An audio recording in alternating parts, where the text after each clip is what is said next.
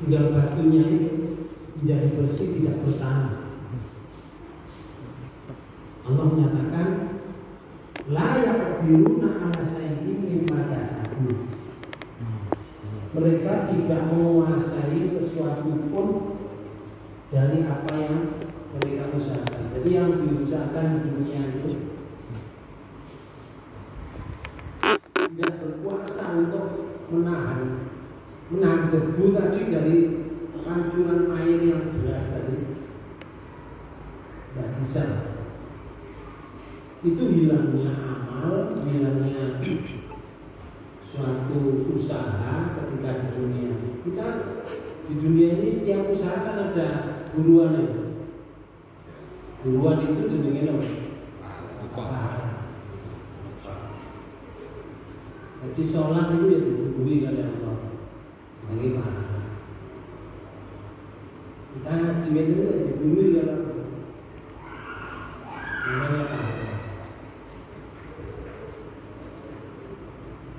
Karena itu riya itu menghilangkan segala apa yang kita infakkan, segala apa yang kita perbuat. Riya itu ada yang sepadan, jenenge sum'ah. Sum'ah itu kalau didefinisikan memperdengarkan perbuatan kita ini yang baik, yang soleh, solihah, diperdengarkan pada orang lain. Itu jadi sum'ah. Ada hubungannya dengan panca indera kedengaran. Tapi kalau riya itu memperlihatkan amal perbuatan yang soleh dari kita ini diperlihatkan kepada orang lain. Itu ada hubungannya dengan panca indera mata. Lalu ada lagi, kita tidak terasa namanya ujub. Ujub itu merasa dirinya lebih heran dengan dirinya. Itu juga menghilangkan. Itu semuanya Bapak Ibu sekalian dinilai oleh Allah syirik. Namanya syirik kecil. Syirik kecil atau syirik besar itu syirik namanya.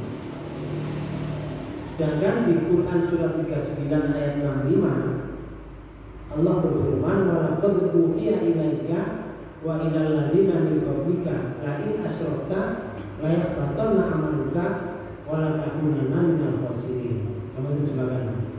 Dan sesungguhnya telah diwahyukan kepadamu dan kepada nabi-nabi sebelummu. Rasul diwahyukan kepadamu namanya Al-Quran, ya juga diwahyukan kepada nabi sebelum kamu. Isi wahyu itu ialah jika kamu mempersekutukan Tuhan, itu kalau kamu mempersekutukan Tuhan sampai mati, niscaya akan hapuslah amalmu. hilang, hapus itu hilang.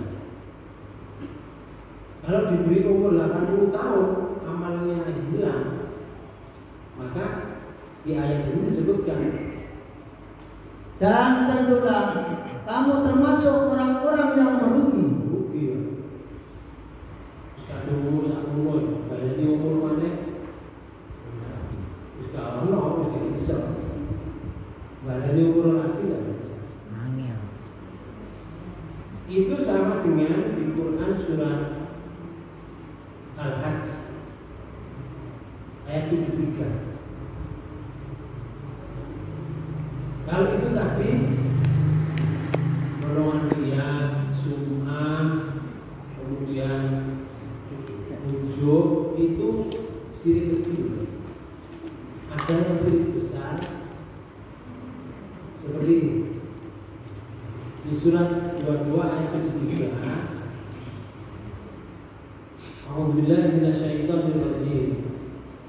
Ya ayyuhan nasu Yurika masalu Fastami'u lahu Innal ladhina tad'una min dunillah La yakhluqu dhubaban Walau ijtama'u lahu Wa iyaslubuhu dhubabu syai'an La yastankidu minhu Fattalib wal matlub. Surat 22 ayat 23. Hai manusia, telah dibuat perumpamaan, maka dengarkanlah olehmu perumpamaan itu. Sesungguhnya segala yang kamu seru selain Allah sekali-kali tidak dapat menciptakan seekor lalat pun. Sing diseru selain Allah itu ya lalat ora iso. Lalat itu. Lalat itu cilik. Dua cilik mana? Nyamuk. Nyamuk itu punya jantung, punya paru-paru, punya usus. Sapiro jantungnya, terus peredaran darahnya apa, kemudian ususnya sapiro, kejemuk tangan ini mati, sak pada badannya nyamuk, lah ususnya tambah kering apa. Allah yang membuat sekian nyamuk sekian banyak, sama. Berlalu sama. Kita disuruh membuat satu aja tidak bisa. Apalagi yang disembah tidak bisa. Lalu, walaupun mereka bersatu untuk menciptakannya, sesembahan-sesembahan itu walaupun bersatu untuk menciptakan tidak bisa. Terus, dan jika lalat itu merampas sesuatu dari mereka, tiadalah mereka dapat merebutnya kembali dari lalat itu. Kalau misalkan yang disembah tadi disuguhi misalkan, terus subuhannya disebut lalat, ya gak iso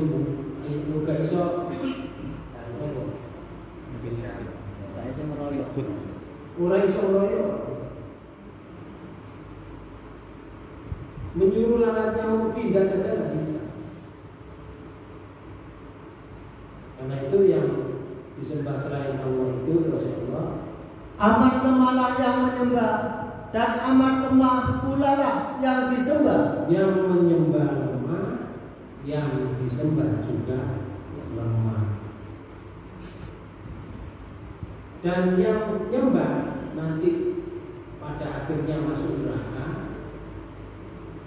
Yang disembah pun juga pada akhirnya masuk neraka. Sebagaimana di dalam Quran surat 21 surat Al-Anbiya ayat 98 ayat 99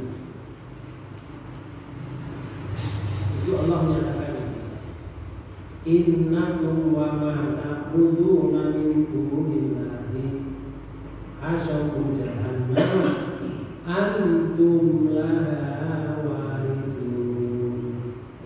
Sesungguhnya kamu dan apa yang kamu sembah selain Allah adalah kamu dan yang disembah selain Allah. Jadi kamu dan yang disembah terus Allah adalah umpan jahanam. Kamu pasti masuk ke dalamnya. Umpan itu digawe untuk menyalakan. Jadi neraka jahanam itu bahan bakarnya itu manusia, batu, besi, cor-coran, patung, dan semua yang dianggap sebagai Tuhan selain Allah nanti akan dimasukkan bersama dengan orang yang menyembah.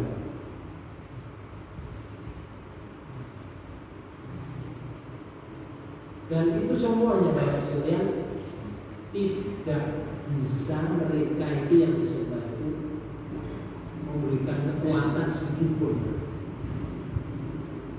Bahkan di dalam surat 36 surat Yasin di ayat 74 itu Allah menyatakan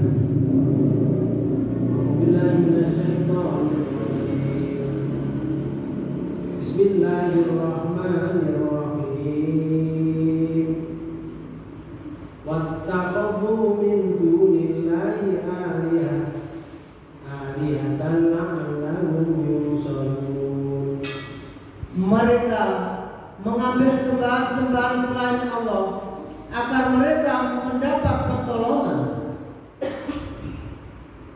Kalau mereka itu menyembah selain Allah, itu harapannya sih disembah itu bisa menolong, harapannya. Jadi disembah itu dan bumi ditolong harus disembah, harapannya seperti itu. Tapi bisa nggak? Nggak bisa. Yang disembah nggak bisa menolong. Karena dibantah oleh Allah di ayat 75.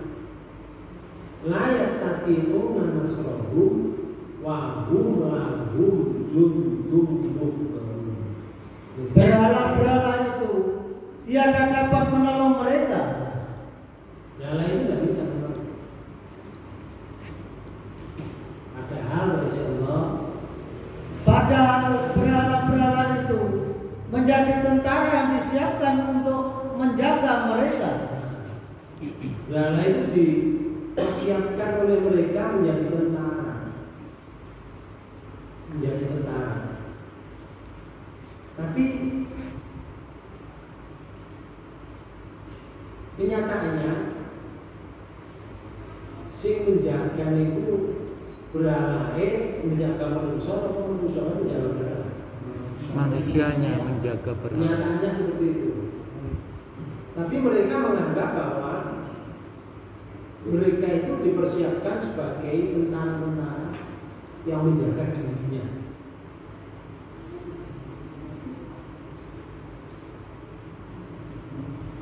Kalau kita lihat misalkan sebuah contoh seperti ini, ya, contoh.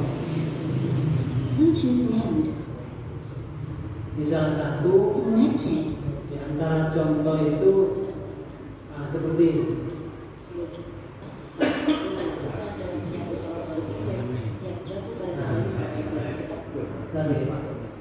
Ini yang dipersiapkan Bapak sekalian oleh mereka ini dipersiapkan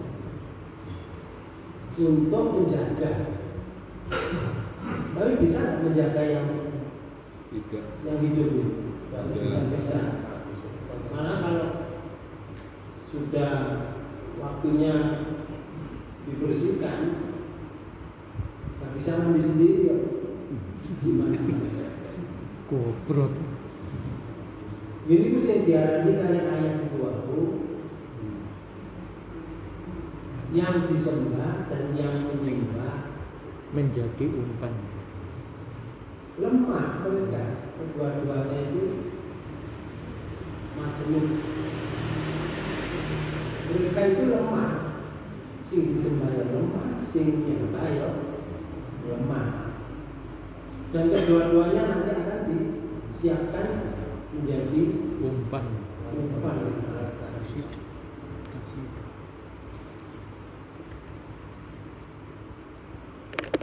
Dulu baru pernah terjadi orang yang di zaman Nabi Nuh, zaman Nabi Nuh itu sebetulnya masih dekat dengan Nabi Adam. Karena setelah Nabi Nuh, terus anak turunnya, setelah Nabi Adam, terus anak turunnya, terus Nabi Idris. Di masa Nabi Idris ini sudah pandai, dia sudah diberi ilmu oleh Allah. Nabi Idris itu seorang nabi yang menguasai ilmu antariksa alam semesta. Itu cuma Nabi Idris. Nabi Idris itu yang menciptakan jarum, penjahit itu. Itu sama, ya, zaman Nabi Idris.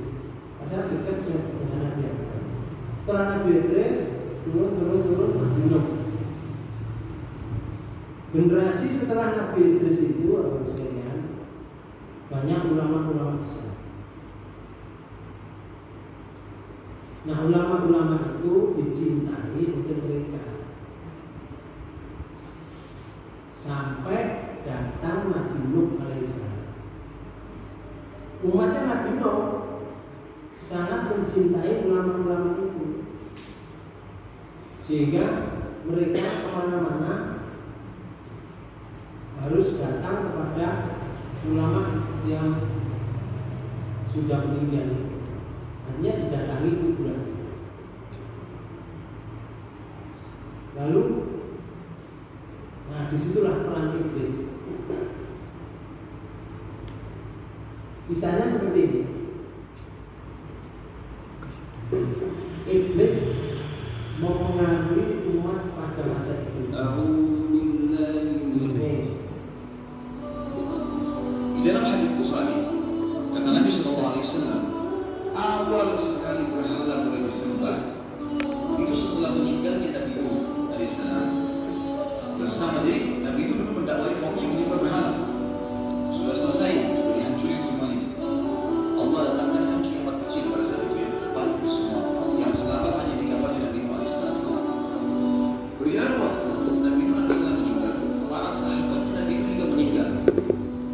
Generasi yang datang setelahnya seringkali siapa kubur, mendoakan orang-orang soleh ini, ya. Maka dalam riwayat ini kata Nabi SAW, lain dari kesyirikan. Maka katakanlah syaitan menjelma jadi manusia. Nabi SAW lalu yang sebagaimana mereka yang sedang akan orang-orang mati. Kata syaitan, apakah kalian yakin orang-orang ini soleh? Kata mereka tentu saja.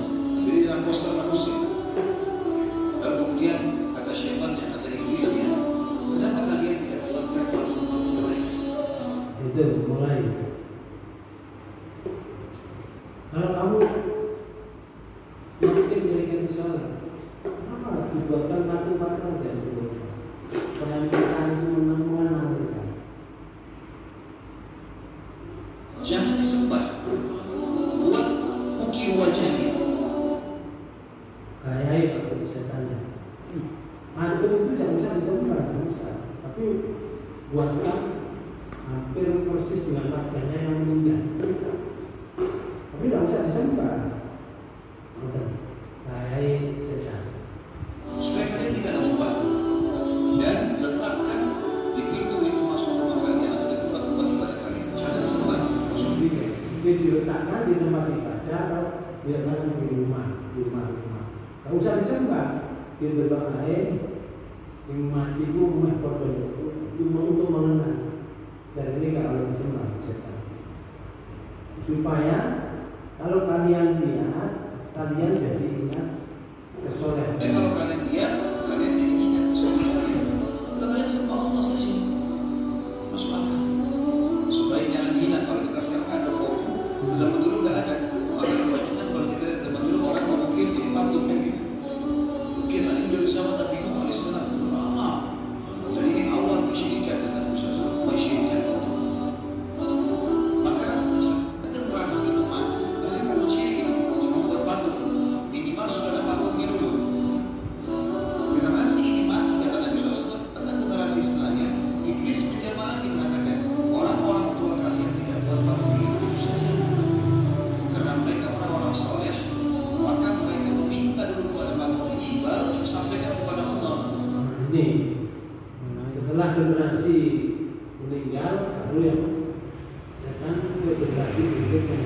Lapakmu dia patung, dia patung gak dia patung toh. Dia patung kok maknane. Di patung itu dipakai untuk berdoa. supaya doa kita lewat patung itu diberikan kepada Allah. Artinya nyambung lewat patung. Artinya patung itu dipakai sebagai wasilah. Itu pernyataannya setan di masa itu. Karena amal kalian masih belum cukup iman orang soleh. Padahal ini bukan orang solehnya. Beda kasus kalau orang itu masih hidup. Orang kita masih hidup, ada seorang ulama yang baik ibadahnya, lalu kita mengatakan kalau masih hidup, kalimat ini berbeda soleh. Karena itu disindir oleh Allah dalam Quran surat 39. Disindir oleh Allah di ayat 3. A'udzubillahi minasyaitonir rajim. Ala lillahi dinul khalisu walladzina takhudhu min dunihi awliya'a ma na'buduhum illa liyuqarribuna ila Allahi zulfa.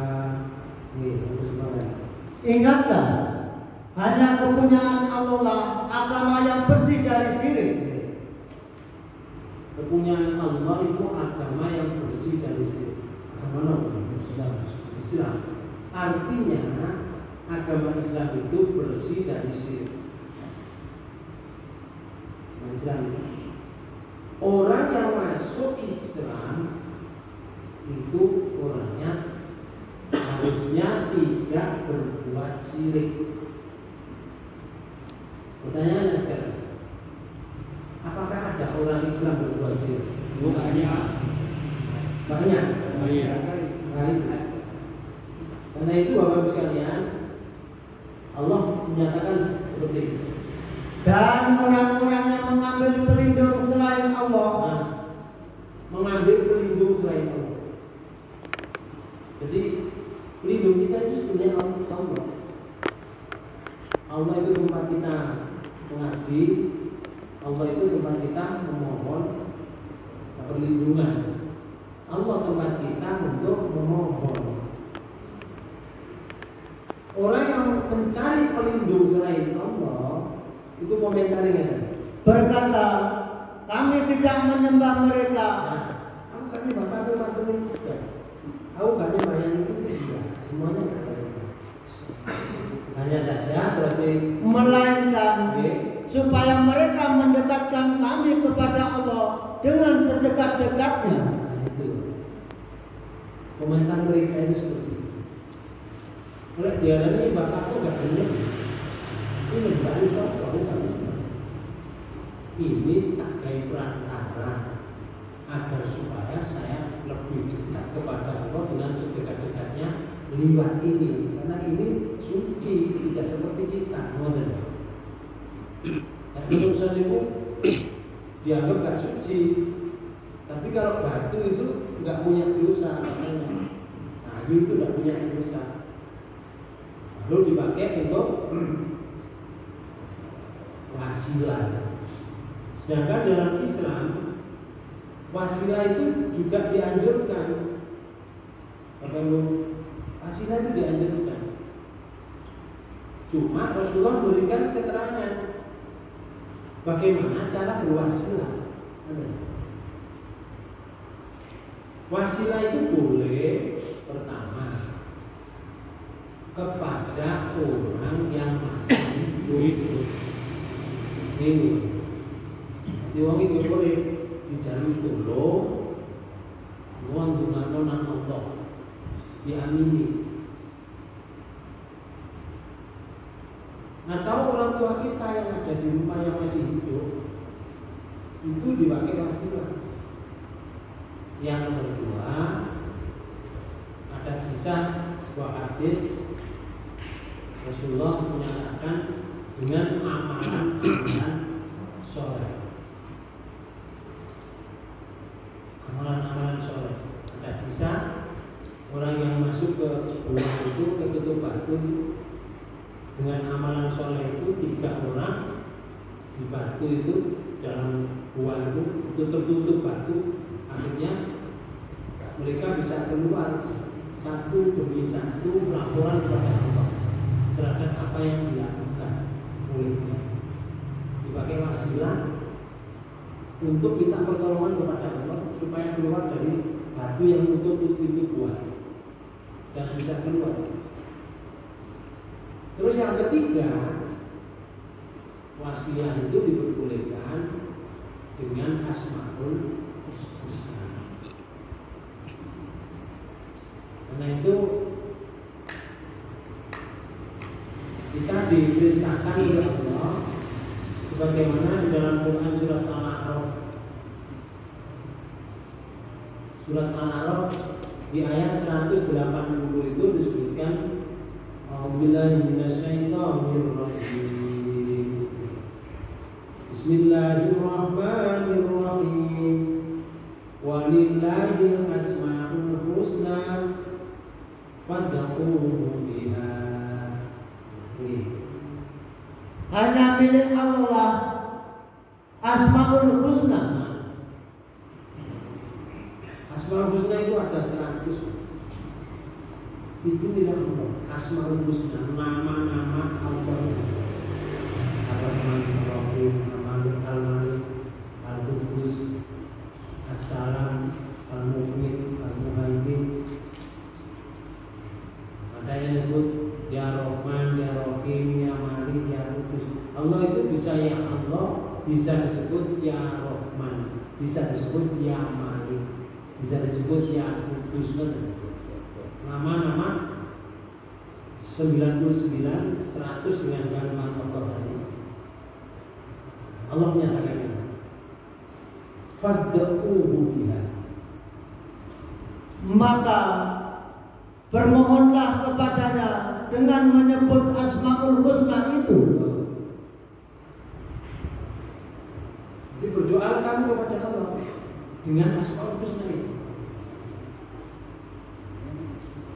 Nah, itu namanya dipakai wasilah, perantara. Jadi kalau kita mau berdoa kepada Allah agar supaya doa kita itu diperhatikan oleh Allah, baca Asmaul Husna. Setelah baca Asmaul Husna, baru permintaan kita unjukkan maunya apa, minta kepada Allah. Tapi baca Asmaul Husna lebih dahulu sebagai wasilah. Bukan seperti tadi, bukan kepada benda-benda yang dianggap keramat. Lalu di ayat 99 di surat Al-Anbiya itu Allah menyatakan, "Laukana haula'i alaiha ma waraduha wa kullu fiha khalidun." Andai kata berhala-berhala itu Tuhan, tentulah mereka tidak masuk neraka dan semuanya akan kekal di dalamnya. Kalau mereka itu Tuhan yang disembah, tidak akan masuk neraka. Tidak akan Tuhan masuk neraka. Karena bukan Tuhan yang masuk neraka. Mereka kekal semuanya.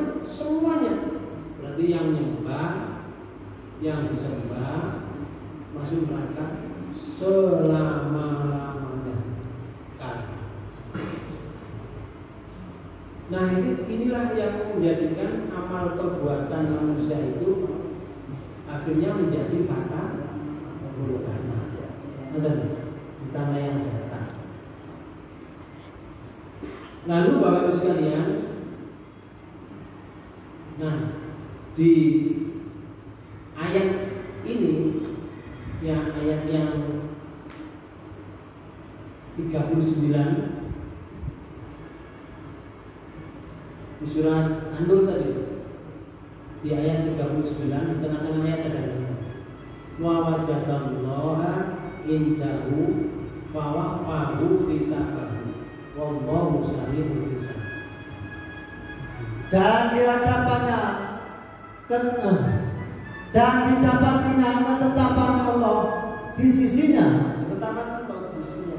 Dia tidak mendapatkan amal usahanya yang diusahakan waktu di dunia menjadi fata morgana, tapi yang didapati lain ketetapan Allah. Apa ketetapan Allah? Gak ada hasil usahanya di dunia menjadi fata morgana, dan ketetapan Allah dia mendapatkan siksa karena kesalahan dalam hidup ketika dia memilih perbuatan itu salah. Salahnya di mana? Menduakan Allah dengan sesuatu. Itu salahnya. Karena dalam kehidupan ini kalau ada manusia dan jin menduakan Allah dengan sesuatu, Allah tidak akan mengampuni dosanya kalau itu dibawa mati, kecuali sebelum mati sudah taubat. Tidak. Wallahu sami'un hisab. Lalu Allah memberikan kepadanya perhitungan amal-amal dengan cukup, dan Allah adalah sangat cepat perhitungannya. Di sini diberikan perhitungan secara cukup itu artinya sempurna, tidak dikurangi sama sekali. Seberapa dia berbuat, ya segitu itu. Kalau dulu waktu di dunia berbuat ember, sedekah ember juga ember gak kurang. Berasa kilo ya, 1 kilo, berasa 1 ton ya 1 ton. Tidak dikurangi sama sekali. Itu jenenge fawafadu, disempurnakan, cukupkan perhitungan. Tapi hilang, tetap hilang. Karena mereka kafir, karena mereka syirik. Orang syirik dan kafir itu jadi satu. Di dalam kitab Sohihain, hadis Bukhari Muslim, bahwa di hari kiamat nanti telah dikatakan kepada orang-orang Yahudi, apakah yang kalian sembah? Pertanyaannya, mereka menjawab, kami dahulu menyembah Uzair anak Allah. Itu karena orang Yahudi kan menyembah Uzair, kalau orang Nasrani menyembah Isa. Kalau orang Majusi menyembah Nabi. Nanti akan ditanya macam-macam, semua tergantung yang disembah. Orang Hindu ditanya, orang Buddha ditanya, orang Islam sing syirik ya ditanya betul. Nah, orang Yahudi muni, saya dulu menyembah Uzair anak Allah, karena diyakini bahwa Uzair itu anak Allah. Sama dengan orang-orang Nasrani meyakini bahwa Isa Al-Masih anak Allah, sama. Maka dikatakan kalian dusta. Nah, Allah sama sekali tidak beranak. Lalu ditanya, apakah yang kalian mau? Mereka menjawab, wahai Tuhan, kami haus, berilah kami minum. Lalu dikatakan kepadanya, tidakkah kalian melihat? Tidakkah kalian melihat? Kemudian diperlihatkan oleh Allah kepada mereka neraka. Jadi wong itu jaluk minum, terus diperlihatkan neraka. Yang menurut pandangan mereka kelihatan seperti fata morgana. Neraka itu dilihat seperti fata morgana. Oleh banyu, karena jalur minum, diperlihatkan. Tuh, untuk dari jauh itu koyok air. Sebagian darinya menghantam sebagian yang lain, bagaikan ombak. Jadi kelihatan koyok banyak. Lalu mereka berangkat menuju kepada yang ditujukan, karena mau mengambil air, maunya begitu. Dan akhirnya mereka menjerit-jeritnya karena mereka masuk ke dalam neraka. Itu bukan air, tetapi api yang membakar. Tapi dilihat dari jauh seperti air, namanya api. Perumpamaan ini merupakan gambaran tentang keadaan orang-orang yang jahil murokab, namanya jahil atau bodoh kuadrat. Murokab itu bodoh kuadrat. Ada orang yang bodoh yang biasa tak kuadrat, adalah sejumlah besar manusia yang bertaklid kepada para pemimpin, bertaklid kepada pemimpin kekufuran yang bisu dan tuli, yaitu orang yang tidak berakal. Bisu tuli tidak berakal itu karena mereka hanya taklid. Di gonan dia karo, di jalan di karo. Terus tujuannya apa? Tidak tahu, aku pokoknya melok. Itu jadi taklid. Itu murokab. Ini itu sing taklid biasa. Sing murokab itu bodoh kuadrat.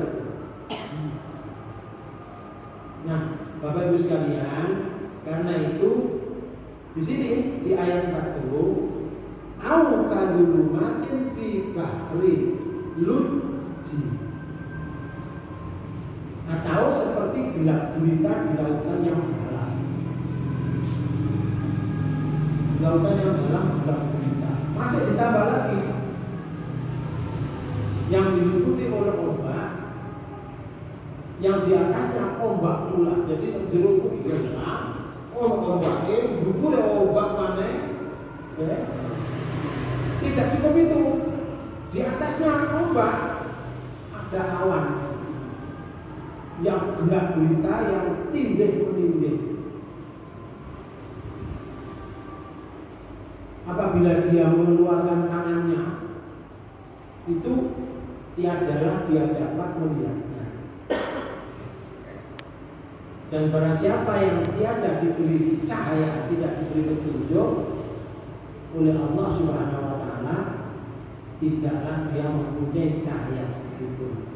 Karena dia petunjuk tidak ada cahaya. Artinya kayak nih, penjelasannya Ibnu Katsir itu menyatakan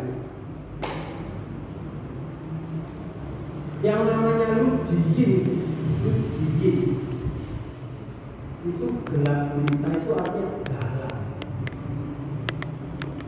Kadulumati fil bahri lujiyin, seperti gelap gulita di dalam laut, lujiyin yang dalam. Kalau di surat An-Nur ayat 40 ini secara lengkap kan disebutkan ini, yasharu maujud fi min fauqihi maujud min fauqihi sahatun dulumatun ba'duha fauqa ba'din idza akhraja yadahu lam yakat yaroha. Nih, yang diliputi oleh ombak, yang di atasnya ombak pula, ombak, terus di atasnya lagi awan, gelap gulita yang tindih bertindih. Apabila ia mengeluarkan tangannya, tiadalah dia dapat melihatnya. Bapak Ibu sekalian, artinya begini, hampir saja tidak dapat melihatnya karena keadaan gelap yang sangat gelap itu takut tuh, gelap itu takut. Ini kalau gelap itu takut. tinggal yang takut ya pada dulu. Ini tidak dijelaskan itu takut. Pokoknya orang suara-suara macam-macam.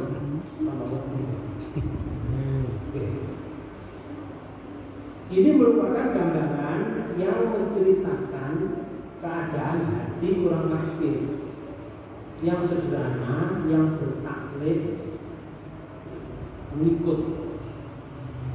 Hati orang kafir itu hatinya orang yang mengikut. Orang kafir kan mengikut, punya pendirian. Dia tidak mengetahui keadaan orang yang memimpinnya dan tidak mengetahui kemana dirinya dibawa pergi.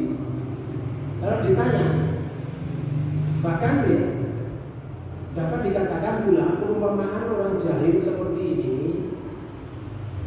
Bila ditanya, enggak kemana kamu pergi? Dia menjawab, mengikuti mereka. Kalau dikatakan lagi, kemana mereka pergi? Dia akan jawab, enggak tahu. Begitu orang yang taklid itu. Jadi digonan dia gak keluar. Padahal taklid itu kalau buta itu jelek.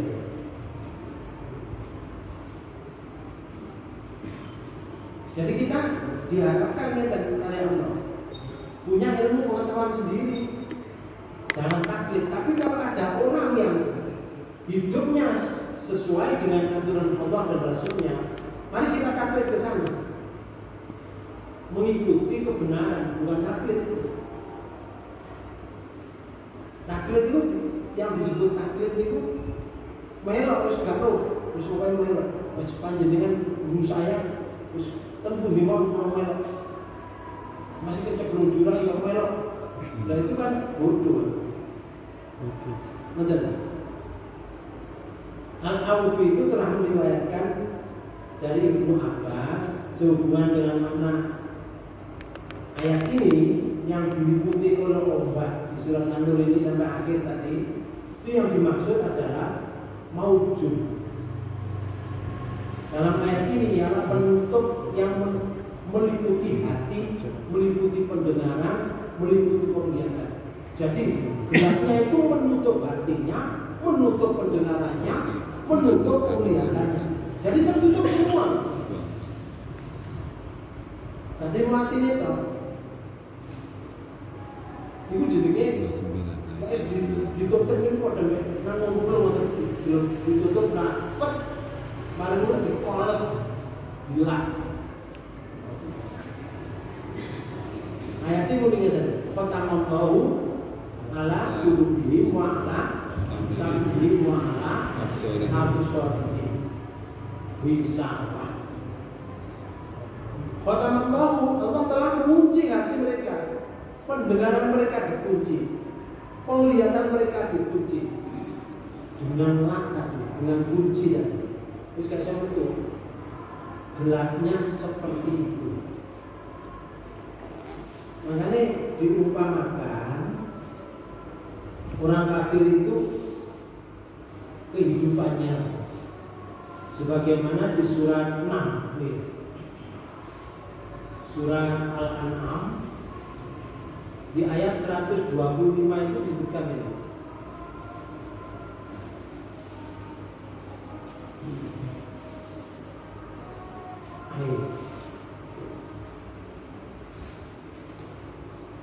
Wa may yuridillahu ayyahdiyahu yasrah sadrahu lil Islam. Wa may yurid ayyahdiyahu yaj'al sadrahu dayqan harajan ka'annama yas'adu fis sama. Barang siapa yang Allah menghendaki akan memberikan kepadanya petunjuk, niscaya dia melapangkan dadanya untuk memeluk agama Islam. Wong sing dikene petunjuk walaupun bergelut sejak kecil di tempat yang buta, kalau dia itu belajar perbandingan agama, begini biasanya itu mau berita-berita itu mereka itu kalau sudah memperdalam Islam, ingin menghancurkan Islam, itu malah masuk Islam. mereka tahu. Nah, dia itu menghendaki karena ada usaha dikehendaki oleh Allah, maka selamanya dapat tertunggu. Sebaliknya, dan barang siapa yang dikehendaki Allah kesesatannya, kalau sudah sesat, niscaya Allah menjadikan dadanya sesak lagi sempit. Kata sesat, sempitnya kayak apa? Seolah-olah ia sedang mendaki ke langit. Dan itulah orang-orang. Karena itu di akhir ayat ini tadi, Bapak Ibu sekalian, di akhir ayat ini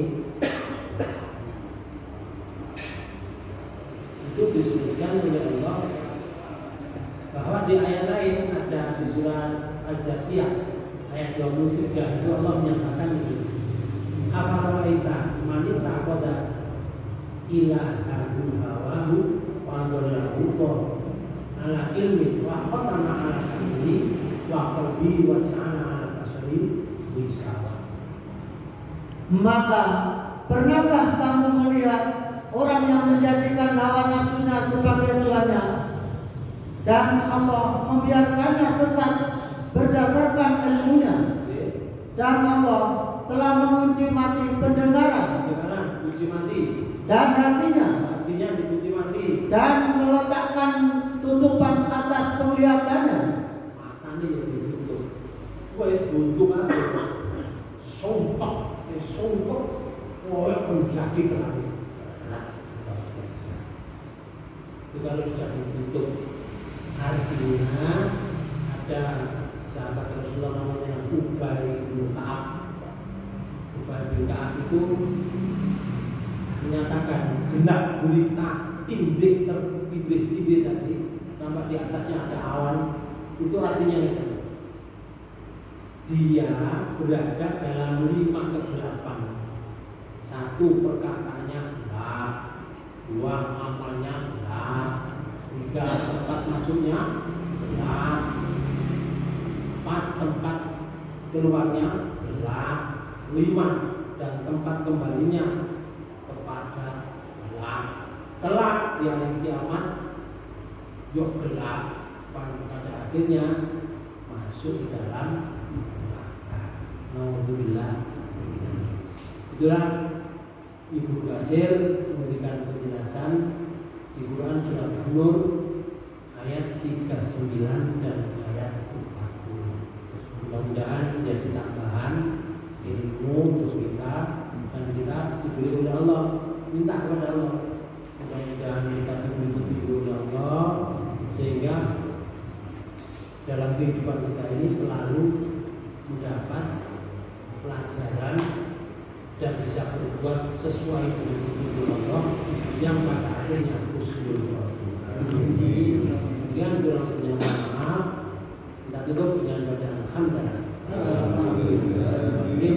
Subhanallah wa bihamdihi asyhadu an la ilaha illa anta astaghfiruka wa atubu ilaik. Wassalamualaikum